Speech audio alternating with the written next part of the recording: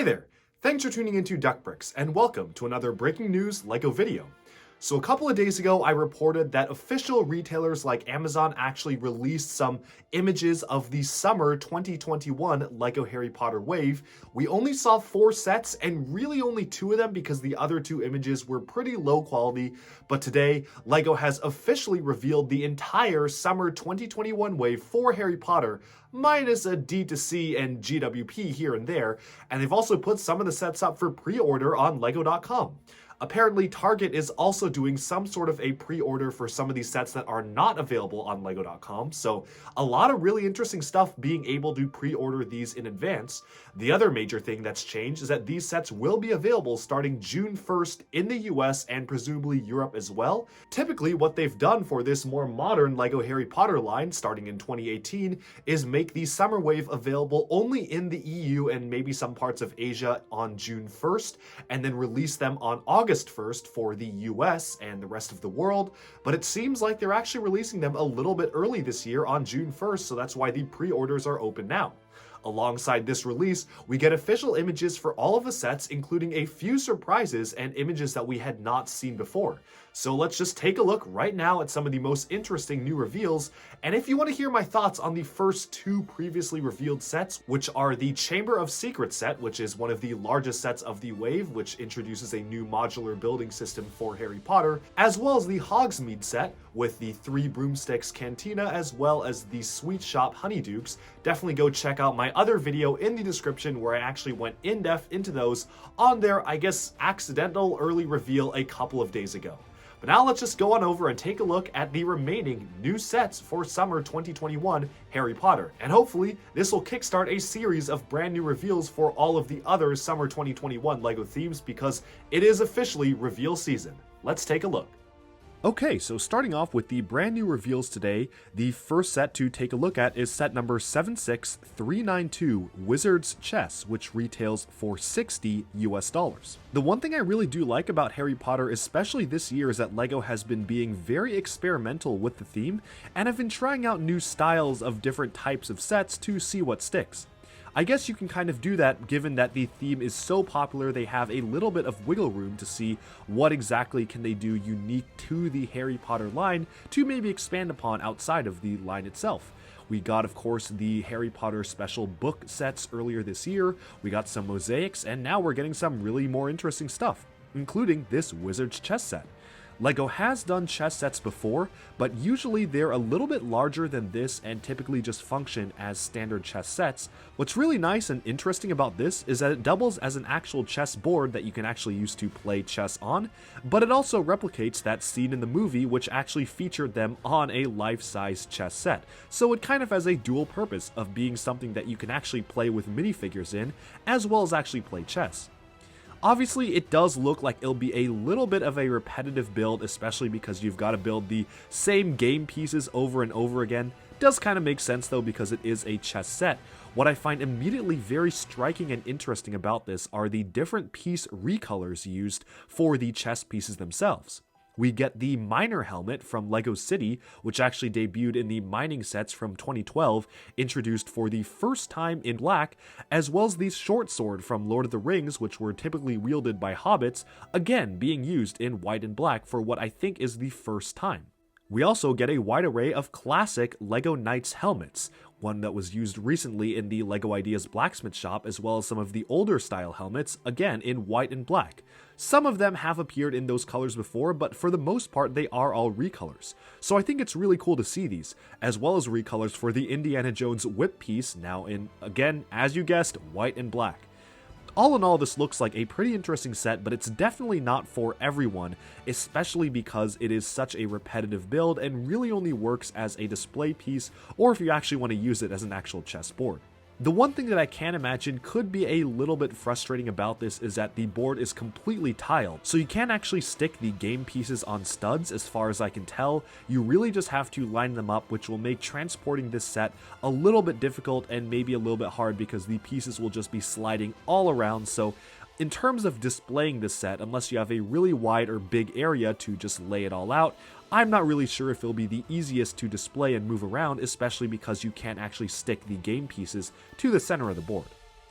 As with the other sets for this Harry Potter 20th anniversary line, this comes with 3 collectible mystery wizard cards, which appear to be, again, as I mentioned in my previous video, the same thing that they're doing for, well, LEGO Video and having some random 2x2 tiles to be included throughout the sets. As I also mentioned in that video, I am certainly not looking forward to having to collect all of them from Bricklink, especially if they're randomly distributed throughout sets. I can imagine that even after buying all of the sets, you still might not end up with a full set of wizard tiles, so that's a little bit annoying because I don't know if LEGO really expects you to buy multiples of the sets to get a full collection. I guess what they're trying to do is to encourage people to trade these amongst each other, but really, they're just 2x2 tiles, so I'm not sure how popular those will be with kids to trade amongst themselves. Moving on though, we have the next set, set number 76393, which is a fascinating set. Harry Potter and Hermione Granger is simply the name of the set, and it comes with 2 buildable models of minifigures. Now this is again another instance of LEGO Harry Potter trying something new and seeing if it works. This is really kind of strange because they have done buildable large-scale figures before, but not at this scale. Typically, the scale that they use was introduced for the Giant Man figure for Captain America Civil War, and was later on used for the original version of the Wonder Woman Ares villain, which used the same scale, although he wasn't that large in the movie. And we also would see it for some other stuff in Harry Potter, like the Troll as well as some other characters in Ninjago for the Stone Warrior. This scale, however, is a lot larger than the previous one, and as such, the set retails for a whopping $120 for what is essentially 2 large sculptures around the same size as the wooden LEGO minifigure sculpture that they put out a few years ago. Now personally, I am very interested to see just how well this set sells. From very early preliminary reactions to the set, it seems like the fan community is generally mixed on these. Some people feel like they're really overpriced and don't really do much, and other people really like them. I'm kind of in the category that thinks these are really cool, but honestly, I feel like it doesn't make too much sense to do it for Harry Potter. I almost would feel like it'd make a lot more sense to do it for a character that could actually make sense in that scale. So for example, a Galactus for Marvel, or maybe they could even use this exact scale for a Giant Man figure, maybe for the next Ant-Man movie. In terms of using it especially for Harry Potter, feels a little odd because, I mean, it doesn't really make sense to have them scale next to minifigures, but I guess if you want them as display pieces, it works.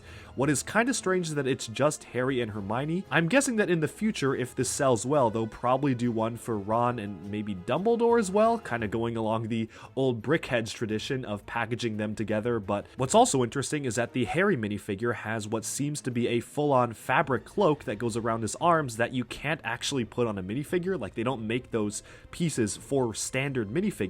Hopefully this is a sign that they might actually consider doing something like that for minifigures themselves, because a lot of people have been asking for fabric coats. Moving on from this set though, which I think will probably be mixed in popularity, but I hope it does well so we can actually see it for stuff like superheroes, we can then move on to set number 76394, Fawkes, Dumbledore's Phoenix. I find it a little bit funny how they have to include Dumbledore's name in the set name. It definitely is some sort of a marketing or search engine optimization thing to make sure that when people search Dumbledore, this set will come up. I guess Fawkes wasn't that recognizable as a name, but again, this one is following alongside the same sort of building style and scale as the previous Hedwig build that we got just last year that actually had fully flappable wings, which was really fun to play with. In terms of the build itself, this I think actually looks a little bit more interesting and vibrant to me than the previous Hedwig figure, although it is admittedly built in a very similar manner. It appears like it has the exact same wing flapping mechanism. Even the wings are almost the same as the Hedwig build and the back tails as well. Really, the only thing that's different and actually very unique about this is the head. We get a red recolor of the brand new Technic curve piece, which debuted for the Mickey Mouse statues last year. We've seen it used a ton of times, including in sand green for the Basilisk, also in this wave of Harry Potter, and dark brown for the Winnie the Pooh idea set to represent a tree trunk. Certainly a very versatile piece there. We also get a recolor of the parts that were supposed to debut in the Marvel's Eternals movie sets. However, since the Eternals movie has been delayed, we have no idea when those parts will actually appear, although we have actually started seeing them in other themes, specifically in Spider-Man sets that have already been released. They've been recolored in black, as well as Ninjago will be using them as swords for the Merlopian tribe faction later on this year. I do really like how it includes a brand new unique version of Dumbledore alongside the Fox minifigure scale sculpt, which appeared in the collectible minifigure series, which is a fantastic mold. What's also really nice about this set is the price. It debuts for only $40 US, which I think is a really great price for this build. The previous Hedwig set was also $40, so it makes a lot of sense that this would be priced the same way, which I do feel is very fair for what you get.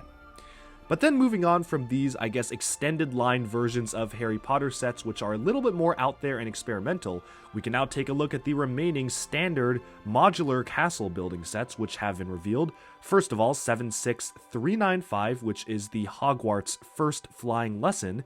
This retails for $30 US and includes a lot of brand new minifigures, including a Neville figure with a new print for the Remembrall, which we really haven't seen since 2001 when we first got it, as well as a brand new Madame Hooch, who is very different from the original appearance in the Bricktober pack.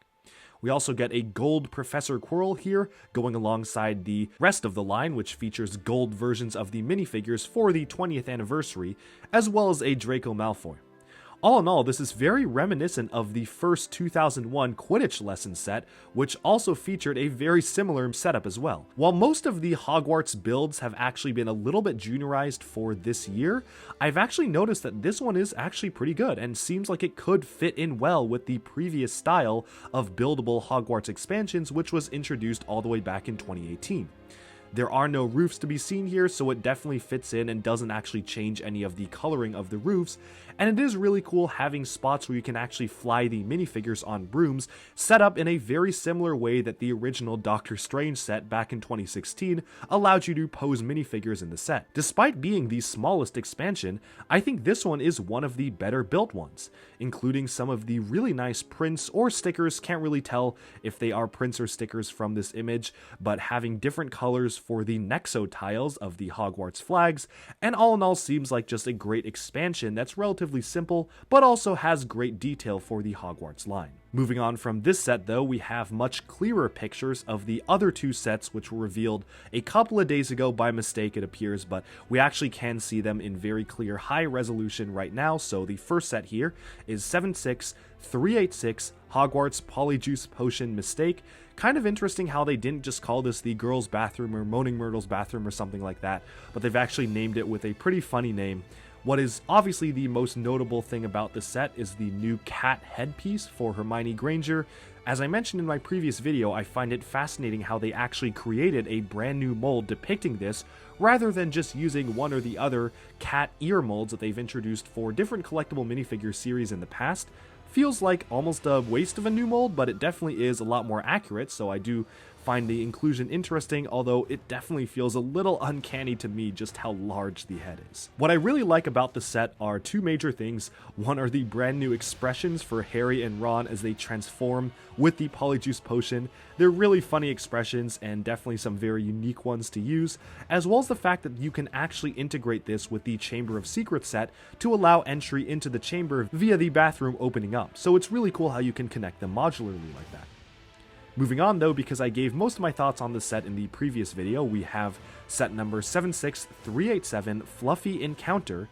This is probably, gonna be honest, my least favorite build out of all of these new modular expansions. It really just feels a little too juniorized to me, with the large single piece wall frames making up the side of the wall there, just really large big ugly rock pieces making up the front of the tower here, and all in all this feels very juniorized and almost a step too far in the juniorized direction in my opinion.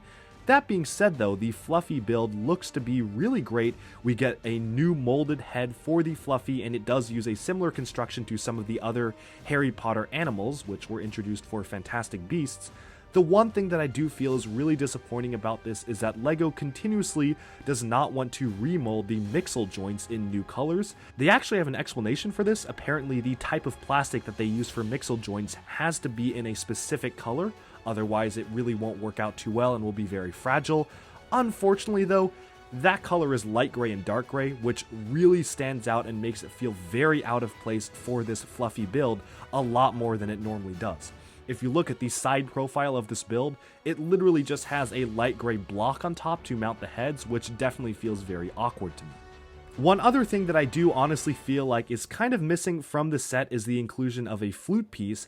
The original Fluffy Encounter from 2001 actually included a brand new printed flute, which was a really nice piece to get and is accurate to the movie.